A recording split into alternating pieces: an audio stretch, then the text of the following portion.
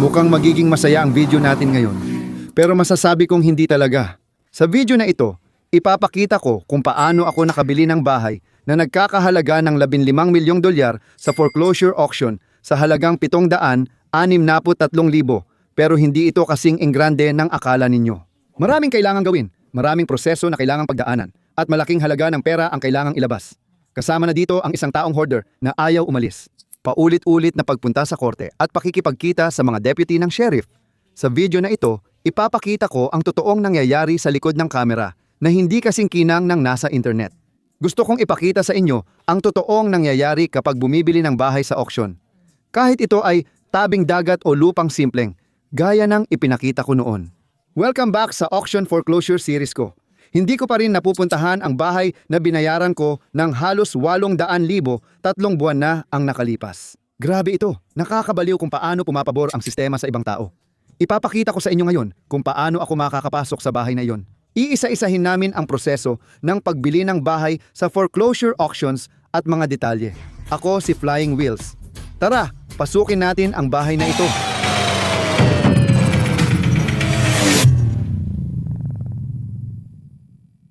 Kakagastos ko ng halos 1 milyon sa bahay na di ko mapuntahan. Ang video natin ngayon, puro pagsubok at puro pababa talaga. Gumagawa kami ngayon ng kaunting reconnaissance work kaya ako naka-jet ski. Tara, samahan mo akong tingnan ang bahay na ito matapos naming mag-realtor na silipin ang loob nito. Ipa-auction na ito bukas at binebenta pa kaya pwede pa naming tingnan. Nag-set kami ng appointment sa realtor na di pala alam na ipa-auction na ito. Di sinabi ng may-ari ng bahay sa kanya na naka-foreclosure na sila. Medyo sira na ang bahay, mukhang matagal nang di naalagaan pero medyo bago pa. Gawa noong 2008 konkretong block ang dingding at slate ang bubong. Kailangan lang nito ng kaunting pag-aalaga. Maayos pa ang EAC unit. Mukhang hindi naman maraming insekto, pero maraming kalat at gamit sa bahay na ito. Pero kadalasan, kapag ang bahay ay ipapa-auction, hindi mo ito basta-basta mapapasok gaya ng ginawa natin. Pero, gaya ng sabi ko, binebenta pa rin ito ng 1.2 milyong dolyar. Nagawa ng ahente kong mag-set ng appointment para makita ito. May nag-alok na ng 1 milyong dolyar, pero tinanggihan niya ito paulit-ulit. Dito mo makikita ang pera. Ang mga waterfront properties sa Florida na ipapa-auction. Bihira mo makita ang ganito, kaya sobrang halaga nito. Astig ang mga tanim na saging at mangga. Hindi rin ito mga kahon na pampalipat, kundi mga kahon na parang 20 taon nang nag-iimbak ng gamit sa bahay. Ulitin ko, bukas na ipa-auction ang bahay na ito. Parang ayaw pa rin niyang umamin. Tinanong ng real estate agent ko kung ano ang cash offer na tatanggapin niya. Naibenta namin ang bahay sa New Hampshire kaya kaya ko nang bayaran ito ng cash. Sabi nila, paulit-ulit nilang tinanggihan ang mga alok na 1 milyong dolyar. Tinanggihan na nila ang 1,200,000 na parang nakakabaliw kasi kailangan talaga ng bahay ng maraming pag-aalaga. Nandoon pa rin ang aking ahente ng real estate, nakikipag-usap sa kanilang ahente, sinusubukang alamin ang buong kwento. At may maximum na bid mula sa nagsasakdal, ibig sabihin mula sa bangko, na parang may utang siya ng mga 763. Nag-alok ako ng 100,000 na sobra sa utang niya, kaya kapag nabenta niya ito, may dagdag siyang 100,000 na magagamit kahit saan. Bagong renta, bagong down sa bahay o kondo, kahit ano pa yon, siguro wala na ang mga anak sa bahay. Maraming nangyayari sa likod ng kwento ng bahay. Siya na lang ang natira sa bahay at ayaw aminin na hindi pa siya handa. Mukhang mafo-foreclose na ito. Kaya sa tingin ko, maganda na ang 100,000 dagdag sa utang niya sa bangko. Bukas, may kukuha na niyan sa presyong utang ng bangko. O baka mas mataas pa, siguro 1 milyon o 1.2 milyon, hindi ko alam. Pero para makakuha ng bahay na malapit sa tubig sa South Florida, na may 4 na kwarto at 3 banyo, hindi mo mahahanap yon sa 1 milyong piso. Kaya dito na lang ako magpaparada. Habang nag-uusap ang ahente ko at nila, bibigyan muna niya ng pasalitang alok bago gumawa ng formal. Pero dapat bukas na agad. Ulitin ko, hindi pa rin alam ng ahente na ipapa-auction na bukas. Nakaupo ako sa park bench, pinapanood ang paglubog ng araw at hinihintay ang tawag ng ahente ko. Matapos niyang tanggihan ang cash offer kong 865,000. Kung pumayag siya, ang nakasulat na alok ay posibleng mailabas siya sa proseso ng foreclosure pero hindi siya pumayag. Kaya tinanggihan niya, mukhang 1 milyon, 2, mukhang 1 milyon. Tinanggihan niya ang cash offer kong 100,000 na mas mataas sa utang niya. Kung para sa akin talaga. Hihintayin na lang natin ang auction bukas. Nasa korte na ang deposito ko, maghihintay tayo. Magbibid ako at magsiset ng proxy bid base sa cash offer ko. Tapos titingnan natin ang resulta. Baka makuha ko ito ng mura kung walang magbid. Malalaman natin ang gusto ng bangko sa susunod na clip. Bakit ako lumipat mula New Hampshire? Tingnan mo, gabi-gabing maganda ang sunset sa tabing dagat. Nakakainis talaga. Ginawa ko ang dapat at nalaman ko utang niya sa sitwasyong ito. Kung binigyan ko siya ng cash, nailigtas ko sana siya. Hindi lang 10,000, hindi lang 25,000. 100,000 pa ang mapupunta sa bulsa niya para makatulong sa paglipat niya. At tinanggihan niya yon. Pati yung realtor niya. Kahit naglista at kumuha na ng litrato, hindi pa rin magkakaroon ng komisyon. Kapag napunta sa auction bukas, wala siyang makukuha at masasayang lahat ng pinaghirapan niya. At saka, sa tingin ko, dapat agad-agad kang umalis sa bahay. Na yon, dapat lumabas ka kaagad. Makukuha ko ba agad ang susi? Kung ako ang pinakamataas na bidder agad-agad, kailangan ko pa bang dumaan sa proseso ng pagpapaalis? Ibig sabihin, kung mag-closing siya sa cash offer, may 30 araw siyang lumipat na may pera na siya. Kung mapunta ito sa auction, wala siyang makukuha at kailangan niyang umalis agad. Maraming tao ang malulugi. Malalaman natin sa susunod na eksena. Ako ang nanalo sa auction gamit ang proxy bid. Ipinaliwanag ko paano ito gumana. Nagpunta ako sa county website at nagdeposito ng 40,000 para sa bahay sa korte. Pinapayagan akong magbid hanggang 800,000. Ayokong magbid ng higit pa doon dahil inaakala kong kailangan nito ng hindi bababa sa 100,000 para sa pagkukumpuni. Pero sa totoo lang, maaaring umabot pa ito ng 200,000 na maglalagay sa akin sa $1,000,000 na presyo. Napakamura tumira sa tabi ng tubig sa South Florida, pero kadalasan walang inspection at title insurance. Malinis ang titulo ayon sa abogado ko, foreclosure lang ang dahilan. Pwede kong makita ang auction result dito. Ako ang nanalong bidder sa halagang 700 at 77,000, 900, kaya mga 100 at 70,000 ang nabawas kumpara sa inialok ko kahapon. Kaya parang kumita ako ng 70,000. Sa paghihintay ng 24 na oras na medyo nakakabaliw, may 24 na oras ako para i-wire ang pera. Na nagawa ko na, akin na ngayon ang bahay. Medyo simple lang.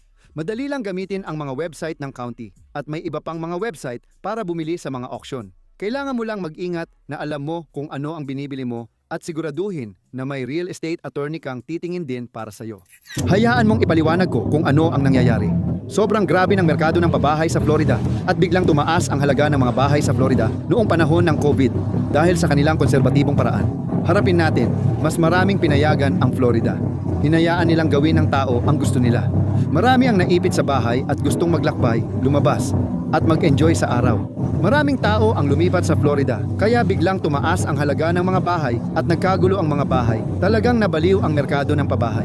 Hindi na pareho ngayon at ipinakita ko na sa inyo sa maraming video na araw-araw akong nakakakita ng pagbaba ng presyo sa Zillow.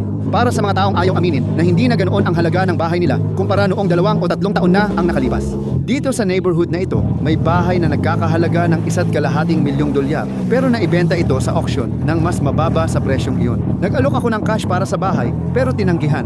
Napunta ito sa auction at ako ang nakabili. Ang nakikita nyo ngayon ay live. Inabot ng 6 na buwan ang proseso. Pero gaya ng ipinakita ko sa inyo, noong nasa taxi ako papunta sa lote at ipinakita ko rin sa inyo sa mga email mula sa Zillow sa mga naunang video. Hindi na katulad ng dati ang market at bumababa na ang halaga ng mga bahay. Gustong gusto ko dito. Lumipat dito ang pamilya ko. At itong mismong neighborhood na ito, ang dahilan kung bakit namin pinili ang bayang ito. Wala nang atrasan ngayon. Na-invest ko na lahat ng pera ko dito. Ayaw umalis ng babae at hindi rin ako pinapasok sa property niya. Paulit-ulit kaming pupunta sa korte at kailangan pa ng mga deputy sheriff. Sobrang dami ring nangyayari sa video na ito. Sabi ko sa iyo, nagsisiyasa tayo ngayon. Malapit sa dagat at mga kanal ang bahay. Nakakatawa, pinapasok ako noon sa property kahit di ko pa pag-aari. Ngayon na akin na ito. Hindi na ako pinapayagang pumasok sa property dahil nakatira pa rin siya doon. Pero buti na lang, dahil nasa tabi ito ng tubig, makikita natin kung ano ang itsura ng likod bahay. Kaya magsasagawa tayo ng kaunting pagsisiyasat ngayon. Sumakay tayo ng jet ski at sinuri ang likod bahay. Nandoon ang aso niya, kaya malinaw na nakatira pa siya roon at naroon siya ngayon. Lahat ay magulo at hindi na alagaan, makalat, pero nasa tabi ito ng tubig na malaking bagay para sa isang lugar na ilang minuto lang mula sa downtown. Talagang kamangha-mangha ito. Marami pa tayong gagawin dito. Mataas ang punot damo, magulo ang gamit. Ano ba tong pinasok ko? Pero alam ko kung bakit ko to ginawa. Balik natin ang water scooter sa ilog para ipakita ko sa iyo ang dahilan. Sige, simulan na natin. 14 na buwan na ang nakalipas. Inimpake ng pamilya ko at ako ang buong buhay namin. Isinara ko ang negosyo ko at lumipat kami sa bayang iyon. Sa kabila ng tulay, diyan mismo. Bakit? Ito ang dahilan kung bakit ko ito ginagawa. Sa likod ng mga yate, may restaurant na may live music at daily happy hour. Ang minahal kong kapitbahayan ay malapit lang. Mabilis puntahan ang live na tugtugan gabi-gabi. At sa kabila lang ng tulay na ito at ng dalawang iyon, nandoon mismo ang downtown ko. Tama yan. Ginamit ko lang ang jet ski ko papuntang downtown at mas mabilis pa ito kaysa kung nagmaneho ako papunta rito. Baka nakita mo na akong gawin ito dati, pero yan ang city hall ko kaya ako nandito. Mas mabilis mag-jet ski papuntang town docks kaysa magmaneho sa public parking. Sabi ko nga, palipat-lipat ng eksena ang video na to. Ito'y kasunod ng clip ko sa downtown matapos ako bumaba ng jet ski. Lagi kong sinasabi, gusto kong tumira sa lugar na pwede laging nakatsinelas. Lumabas ako sa likod ng bahay na walang sapatos, sumakay ng jet ski papuntang downtown, at naglakad ng nakapaa mula City Hall papunta sa County Courthouse. Bakit ako nasa County Courthouse? Sanayin mo ang sarili mo dito, maging komportable ka dito. Ngayon, palagi nating iniisip na kapag korte, naku, may problema tayo. Kailangan nating pumunta sa korte ngayon. Hindi lang yon, ang daming nangyayari dito. Bumibili o nagbibid ako online, pero dito ako nagbabayad at inaasikaso ang mga papeles ko sa titulo. Dito rin ako pwedeng makipag-usap sa tao sa administration office. Dito ako nagbabayad ng deposito ngayon. Kapag tumitingin ng mga auction ng tax, homeowners association o bank foreclosure, kailangan mong masanay pumunta sa county, town, or state courthouse. Nagkakaiba-iba ito depende sa estado, pero sa pagkakataong ito, bibili ako ng bahay na halos 1 milyon ang halaga at kailangan kong may dalang pera para mabayaran ito. Kung manalo ako sa auction, dapat may 800,000 o $1 milyong ako sa bank account nila sa loob ng 24 na oras mula nang magbid ako sa bahay. Paano nila malalaman na magbabayad ka? Dito ka mahuhuli. 3 araw bago magbid, kailangan mong magdeposito ng 10% ng maximum bid mo. Halimbawa, kung hanggang 1 milyon ang kaya mong bayaran, kailangan nila ng 100,000 sa bank account 3 araw bago ako makapagbid, kundi hindi papayagan ang account ko. Siyempre, hindi ako magdadala ng 100,000 na cash. Tumatanggap sila ng tank, bank wire, ACHS at certified checks. Pero kailangang maklear muna ang certified checks bago ka makapagbid. Sa susunod na video, madalas mo akong makikita rito. Dito ko lagi ginugugol ang oras at pera ko dahil hindi naging madali ang bahay na ito. Sabi ko nga, ayaw umalis ng babae at hindi ako pinapayagang pumasok kahit nagastos na ako ng 1 milyon para dito. Pag-uusapan natin yan sa susunod na clip. Ngayon, sa county ko, sa estado ko, lahat ay ginagawa sa courthouse. Sa ibang estado, maaaring iba ang proseso. Halimbawa, bumili ako ng beach house, lake house sa Florida. Hindi ko na kailangang gawin yon. Binili ko ito online sa auction.com gamit ang credit card bilang deposito. Nag-wire transfer ako ng pera tapos ipinadala nila ang titulo sa akin mula Texas. Pinakamadaling transaksyon yata, yun na naranasan ko. Dito, ibibigay mo lang pera, sila na sa tax stamps. Tapos, 10 araw lang, may titulo ka na. Sobrang simple. Ngayon, walang title insurance. Ibig sabihin, hindi ko alam kung malinis ang titulo. At dito napapasok ang hakbang na ito. Ang aking matagal ng abogado. Maraming abogado dito sa kalsadang ito. Humanap ng mahusay na tax at real estate attorney na eksperto sa kanilang ginagawa. Kung hindi mo kaya, sila ang gagawa ng due diligence para sa iyo. Maaaring gumastos ka ng 500 ngayon, pero makakatipid ng $1 milyong sa huli. Kaya mag-research at humanap ng mahusay na real estate attorney. Kung nagsisimula ka pa lang dito at kahit na may karanasan ka na, hayaan mong sila ang mag-research bago ka maglagay ng bid. Hindi mo alam kung ano ang papasukin mo. Maaaring bumili ka ng property na akala mo may bahay, pero wala pala. Meron ding mga auctioneer, mga kumpanya ng auction na nagsasagawa ng pisikal na auction tulad ng Hey But Baby, mismo sa property. Meron. May isa sa New Hampshire na tinatawag na JSJ Auctions na nagsasagawa ng real estate auctions. At kailangan mong may dalang aktwal na pera bago ka makapagbid sa property na iyon. Sa tingin ko may 28 araw kang bayaran ang balanse. Pupunta ako roon na may certified check na 100,000 at pwedeng magbid hanggang 1 milyon. At pagkatapos, sa tingin ko, meron akong parang baka 30 araw o baka 10 araw para maibigay sa kanila ang natitirang bayad. Iba-iba ito depende sa estado at format ng auction. May mga auction sa auction.com tulad ng nabanggit ko sa iyo sa Florida at dito rin sa bayan na ito bukas. Hindi lahat dumadaan sa county, pero ako ay laging tumitingin sa county website namin. Ipapakita ko sa iyo. Sa likod ko, ito ang bahay ko na 3 linggo na at binili ko ng cash. Hindi ako pinapayagang pumasok sa loob. Hindi ko alam kung ano ang itsura sa loob. Hindi ko alam kung nilagyan niya ng semento ang mga drain o nilagyan ng spray foam ang mga drain. Hindi ko rin alam kung umalis na siya. Kahit lahat ng ipon ko sa buong buhay ko ay nakatali na sa bahay na hindi ko man lang mapuntahan. At 3 linggo na akong hindi makapasok dahil sa mga legalidad, maliliit na detalye at mga butas sa batas. Ang nakatira dito ay mahusay sa sistema. Hindi ko alam yon nang bilhin ko ang bahay, nag-iwan lang ako ng sulat sa pintuan niya. Patuloy akong tumutulong at nagiging kaibigan. Pero paulit-ulit lang bumabalik ang lahat. Hayaan mong ipakita ko ang nangyayari. Sige, paulit-ulit na kaming nag-uusap dito at sa email sa loob ng 3 linggo. At hindi pa ako makapasok sa bahay. Hindi ako makapasok sa loob ng ari-arian. Nagpetisyon siya laban sa foreclosure. Kaya nanalo ako sa subasta. Binayaran ko ito. Akin na ito. Pero nagpetisyon siya na may mga cash offer siya at dapat daw na-extend pa. Kaya kahit na ganoon, sige, iyon ang nangyayari ngayon. Pinirmahan na ng hukom iyon. At ang mga abogado niya ay parang ginagamit lang ang sistema para makatira siya ng libre sa bahay na iyon.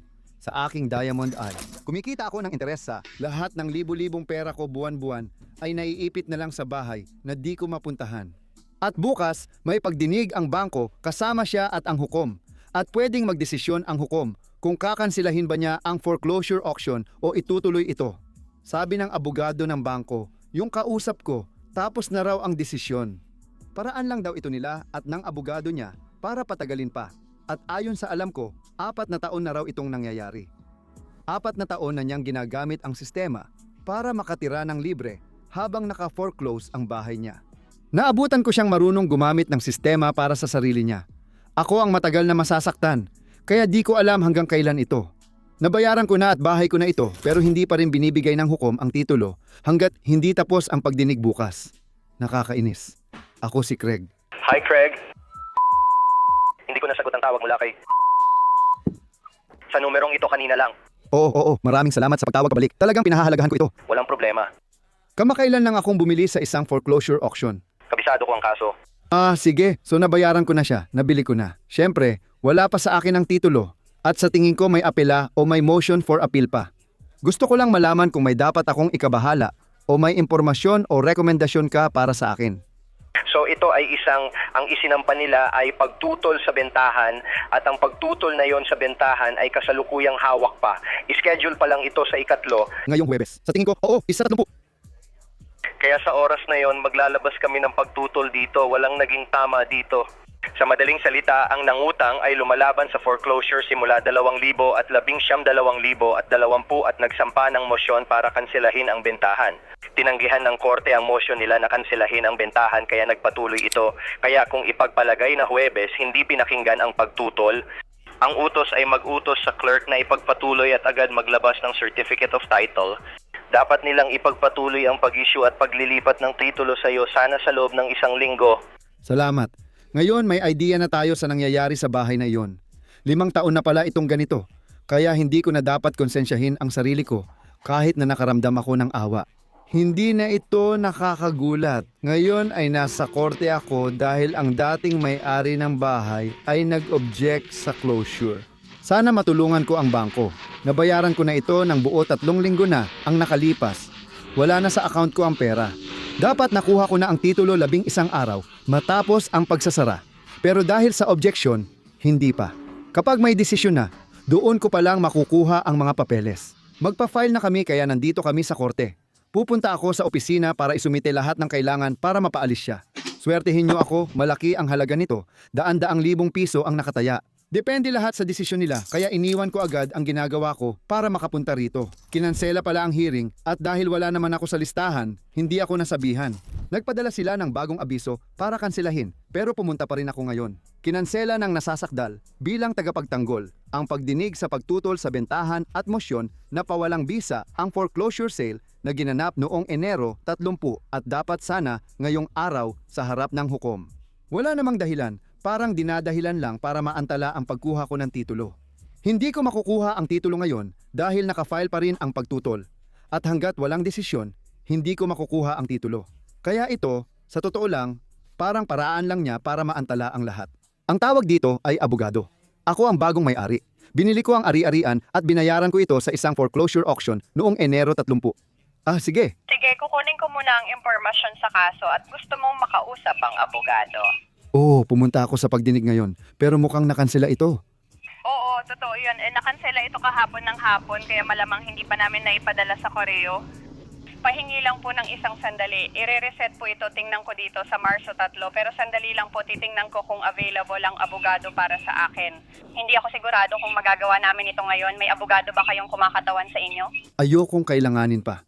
Nagtataka lang ako kung ito ba ang paraan nila para pahabain at ipagpaliban ang lahat o may dahilan ba kung bakit kinansela. Yung pagdinig, oo, hindi ko makukuha ang titulo hanggat walang pagdinig at pakiramdam ko parang dinadaya lang ako para maantala. Gusto ko lang malaman kung totoo ito o may tunay na dahilan sa pagkansela. Sige mga kaibigan, alam kong nagka-conflict sa schedule, pero ang pagdinig natin ay para sa motion na kanselahin ang foreclosure sale, kaya iyon ang tinutulungan naming kanselahin. Ilang oras ang lumipas. Namatay ang kamera ko habang kausap ko sa telepono ang abogado at pumunta ako sa gym. Kaya naman, basang-basa ako ng pawis ng alas 3:30 ng hapon sa isang Huwebes dito sa Florida at 87 degrees pa ang temperatura ngayong Pebrero. Grabe.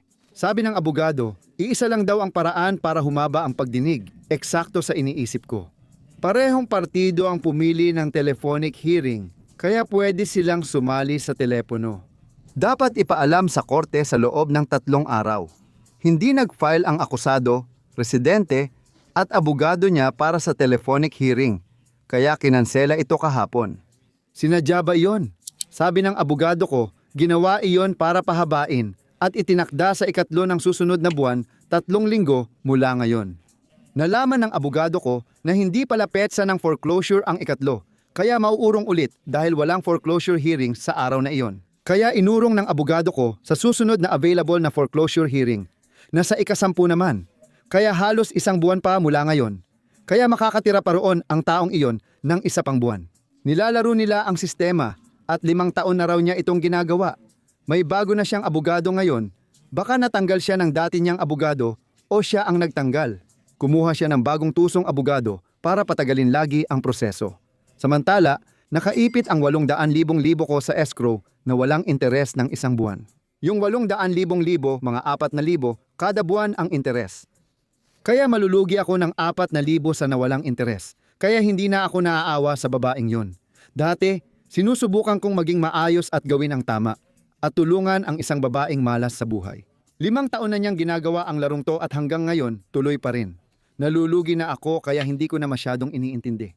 Kapag natuloy ang pagdinig at natalo siya, pwede na akong mag-file ng root of possession doon. Makukuha ko agad ang titulo at mapapaalis ko siya. Kaya mga 1 buwan lang ang aabutin. Pumasok ako sa gym at lumabas. May email na ako at kasama na ako sa docket, kaya natatanggap ko na ang notifications. Parte na ako ng kaso bilang complainant, kaya ayos na rin. Siguro ang susunod na clip ay sa loob ng 1 buwan, kapag malinaw na ang sitwasyon. Susunod na laro, nilalaro nila ang hearing ng demanda. Talagang magaling ang mga tao maglaro para sa kanilang panig. Kinabukasan na, mayroon akong 9 AM. Tinawagan ko ang abogadong ito, pati abogado ng nagrereklamo. Pero ang abogado ng nasasakdal hindi tumawag pabalik. May appointment kami ng 9:00 pero 9:15 wala pa ring tawag.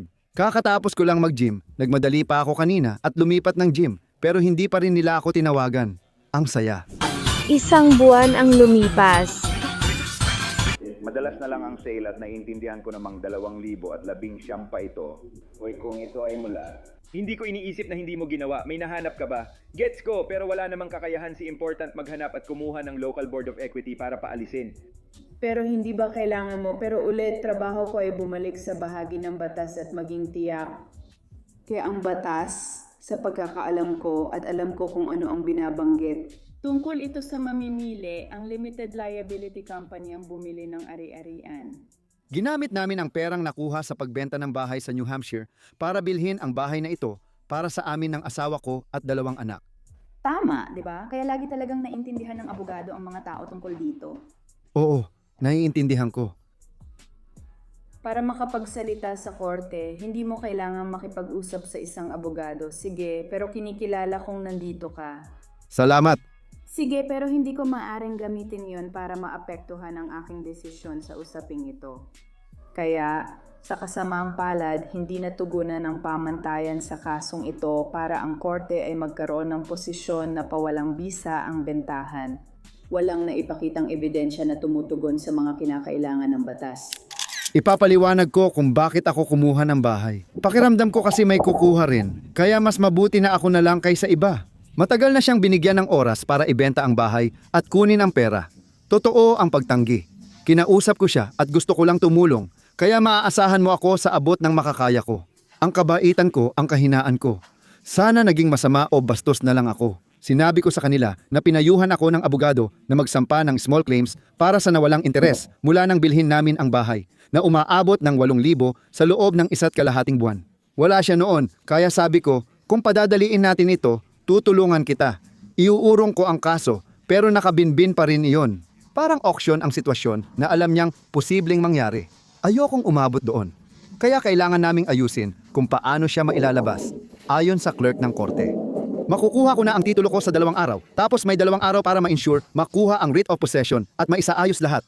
Kakabili ko lang ng bahay opisyal, ilang araw lang ang nakalipas. Kaya nakausap ko na ang realtor ng may-ari ng bahay kaninang umaga. Kinausap ko siya kung pwede siya na lang direktang kontakin imbes sa may-ari dahil alam kong nahihirapan siya at ayokong madagdagan pa ang sakit niya. May mga bagay talagang kailangang sabihin at gawin, kaya ito ang isinulat ko. Pasensya na. Hi, si Craig ito. Nagkita tayo kahapon sa korte at alam kong nahihirapan ang may-ari ng bahay ngayon. Sana ay okay lang na ikaw ang kinontak ko. Gusto ko lang maging bukas at malaman niya ang sitwasyon namin. Malapit na rin matapos ang kontrata ko sa bahay at gusto kong magpa-renovate. Halos lahat ng pera namin ay nagastos sa bahay na iyon at nakaipit na simula Enero 30 bago ko ilipat ang pamilya ko. Gusto kong maging maayos hanggat maaari sa may-ari ng bahay at tulungan siya sa abot ng aking makakaya habang pinoprotektahan ko ang sarili ko at ang aking pamilya. Hindi ako sigurado sa balak niya, pero kailangan ko siyang paalisin agad dahil baka may sirain siya sa bahay bago umalis. Handa akong tulungan siya sa abot ng aking makakaya at maging maunawain hanggat maaari para maging bukas sa lahat ng bagay. Pero gumagawa rin ako ng mga hakbang sa likod ng lahat para maprotektahan kami. Pinayuhan ako ng abogado na magsampa ng kaso or small claims kung may masira sa ari-arian. Ang nawalang interes sa bayad sa bahay mula Enero 30 hanggang ngayon gamit ang mortgage rate na 6, naraan 76 ay umabot sa 6,216 148 kada araw sa 42 araw hanggang bukas. User, serializers but serializer. Makukuha namin ang titulo bukas at magsusumite ng writ of possession para palayasin siya ng sheriff kung hindi siya kusang aalis. Handa akong iurong ang kaso at walang hatol laban sa kanya. Kung makikipag-ugnayan siya at ipapaalam ang plano at pangangailangan niya, tutulungan ko siya. Gusto kong maging maunawain sa kanyang mga kailangan. Interesado akong bilhin ang ilang gamit niya kung bukas siya at gusto niyang makipag-ugnayan. Ito ang alok ko. Pakiusap, paniwalaan mo akong alam kong mahirap ang panahong ito. Gusto ko siyang tulungan at maging maayos ang lahat, pero kailangan ko ring protektahan ang pamilya at sarili ko para matiyak na may matitirhan kami. Sa tingin ko, malinaw naman ito. Handa akong maging matigas kung kinakailangan. Ayokong maging ganoon, pero handa akong gawin iyon kung kailangan, pero ayoko talaga. Layunin ng email na iyon ay hikayatin kang makipag-ugnayan at ialok ang tulong ko kung kailangan mo. Mahirap ito para sa lahat, pati ako, pero kailangan kong sundin ang mga ito at ang mga bahagyang banta. At least alam nila na seryoso ako, pero gusto ko talagang tumulong at sana ay ganoon ang dating nito dahil gusto ko talagang tumulong. Huwag mo akong gawing kontrabida. Iyon ang layunin ng email na ito. Ilang araw ang lumipas, update tungkol sa aming bahay. Kaya gumagawa ako ng house video. 2 linggo na mula nang mag-court at ibinigay ng hukom sa akin ang titulo ng bahay. Sinusubukan kong maging pasensyoso, magalang, matulungin, maunawain at maawain sa mga problema ng babaeng ito. Kahit na ang totoo ay nakatira na siya doon ng libre mula pa noong 2019 at mula Enero ay ako na ang gumagastos para sa kanya. Nag-text ako sa realtor na nasa korte noon dahil may number ako niya. Kilala siya ng aking realtor at magalang ang mensahe ko. Sinabi niya, pwede hanggang katapusan ng buwan? Sabi ko, hindi. May 10 ka pang araw. Magbabakasyon kami ng pamilya ko. At pagbalik, sana wala ka na. Pero hindi pa rin siya umalis. Dumaan ako kanina. May mga sasakyan pa rin sa driveway. Walang basura o kalat sa bakuran. Parang walang senyales na lilipat siya. Sa tingin ko, nagpapahirap na talaga siya. Sinusulit niya ang kabaitan ko. Akala niya siguro kahinaan ko yon. Wala akong masabi ng tama. Pero oo, sinasamantala niya ako. Kaya pupunta kami doon kasama ang sheriff. May inspection akong paparating sa Lunes para sa insurance namin. Kaya kailangan namin ito. Amin ang bahay na ito. Kailangan naming magkaroon ng insurance para sa bahay at kailangang pumasok ng inspektor para tingnan ang bahay bago niya ito i-insure. Kung hindi, halimbawa, kung masunog ang lugar na yon, Siguradong mapapahamak kami. Pupunta kami roon at tatawagan ang sheriff para magkita kami. Magwa-walkthrough kami at uulitin ito sa Lunes kasama ang inspektor. Pulis, bombero, ambulansya. Pulis, pakiusap. Sige, bakit mo kailangan ng pulis? Hindi emergency, pero nagtatanong ako kung pwedeng tulungan ako ng deputy sheriff. Kailangan kong pumunta sa property ko at natatakot akong magulo ang sitwasyon. Hindi naman kailangan nakatabi ko siya. Gusto ko lang siguraduhin na may tao doon na nakaantabay kung maaari. Malapit ka ba dun? Oo, andyan ako. Sige, at ano ang kailangan mo? Ari-arian mo ito pero Oo, ari-arian ko ito. Pero may nakatira doon na ayaw umalis. Pero kailangan kong pumunta sa ari-arian at ayokong pumunta ng mag-isa. Sige. mga nangungupahan ba sila? At sila ay basta lang. Binili nila ito pero ayaw umalis ng dating may-ari. Kailangan kong pumasok sa ari-arian para mag-inspeksyon para sa insurance. At ayokong pumasok ng wala. At parang mayroon na bang naging? Baliw na yata ako, kailangan mo ba talagang pumasok para sa mga litrato? Sabi mo, Oh, pakiusap. anong klaseng sasakyan ang hihintayin mo sa Land Rover? Grace, sige. Sige, at ano ang pangalan mo? Ang pangalan ko ay Craig. K-R-E-G, sige. Craig, may tauhan akong nasa tawag pa. Pagkatapos nila, pupunta na sila dyan. Sige. Maraming salamat. Sige, paalam. Sige, paalam. Ngayon, makikita natin kung lumipat na sila. Wala akong nakikitang truck ng lipat, may kotse akong nakikita sa kalsada, 2 kotse sa driveway. Kaya walang nagagawa at nababago. Wala na ang mga for sale na karatula. Heto na, narito na ang deputy. Nakakakaba. Diyos ko, 2 sila. Gaano ka ka-stress? Higit pa ako sa okay. Medyo stress din ako. Kakausapin ko siya, pakiusap. Manatili muna tayo dito. Gusto ko nang lumabas.